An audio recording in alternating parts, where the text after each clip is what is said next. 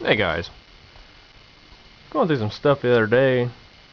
I have this old Dynascan Precision 120M, and it's a laboratory grade of multimeter, clear back from 1967.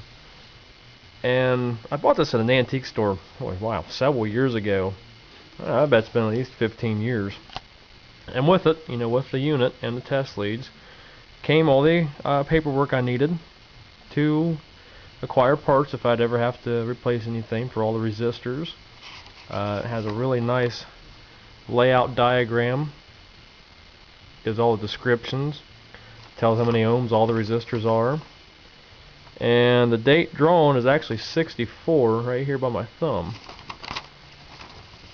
And this unit took 2D batteries and a 15-volt battery with a positive on one end and a negative on the opposite end, just like it would be just like the battery this little Arvin radio here would take, except it'd be 9 volt for this, it'd be 15 volt for this. And back in the day, that battery would have been 81 cents. 1964. Okay, let's swing forward to 2002's Radio Shack catalog. Of course, nothing in this is available. This is an antique in itself. A 15-volt battery made by Everready. 10 years ago was an Everready 411 or an ANSI 208.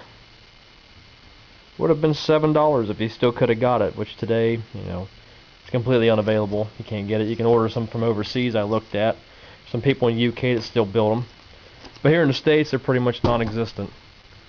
And I also got the packing list that came with this particular unit. It's got the red lead, the black lead, instruction manuals, schematics, parts list, warranty card, shipping damage notice card, and the tester, of course. And it also comes with a nice simulated leather case, I should say. The unit sits down in there. You keep your test leads down in here. And here's a receipt from the antique store when I bought it. Let's see how long ago it has been. Oh, it ain't been as long as I thought. Still long enough. 8 years. And I give $15 for it. Should seem a lot longer than that. It seemed like it should have been 15 years. Time flies by so quick anymore, it's hard to keep track. But anyway, nice carrying case. Got a nice handle on top, which I have disconnected right now. It's snapped in right there. And I got this tester tore apart right now. I want to show you internally what it looked like. And there's only one capacitor in this whole unit, and it's right here. It's a 0.1 microfarad at 600 volt capacitor, which according to my meter still tests spot on. It comes out as 0.11. So it's still right where it needs to be. There's a few wire wounds in here. Here's one. Here's an old school wire wound. It's got a 24 mega ohm resistor here, which still tests spot on. I'm not exactly sure what this one is. I have to test it. Here's where your 15 volt battery set. Positive here, negative here. Then your 2D cells, positive and then negative. When I bought this tester, the 15 volt battery was still in it, and so were the D cells. And the D cells were shot.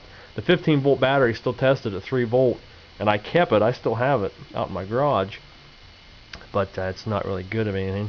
I've read online where you could actually take a block of wood and make a block of wood this size and bore a hole all the way through for like hearing aid batteries, and take what was it, 10 or 9 or 10 of them hearing aid batteries or more. I think it was 10 and a volt and a half would make 15 volts. That's what it was. And slip that in between here and have your 15 volt battery.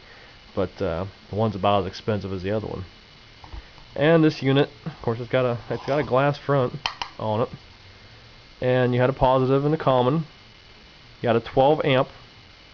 I'm assuming that's an input. An output, 15 volt output. A 1200 volt input, a 600 volt input, and a 600 volt DC input. And you had polarity, reverse normal, and then for your AC current. You had 1, 2, 3, 4, 5, 6, 7, 8, 9, 10, 11, 12, 13, 14, 15, 16, 17 test ranges on this, and you could zero in your ohms. And then it had a transit mode you put it into as you were transporting it. Took it out of connection with all this. Case I had to clean up, that was just nasty from corrosion. And this unit is serial number 754382, 1964 Dynascan. So it's something I just found the other day. I thought, you know, I haven't looked at that for a while. I'd take it apart and see what we had, and maybe post something up for YouTube. I really want to get this tester going again. It has some issues. It doesn't read right, for one, I should say. So something in there is out of value. I just need to go through and test it all and see what's going on, and make a 15-volt battery for it. So that's what we have for the Dynascan Precision 120M multi-tester. Thanks for watching.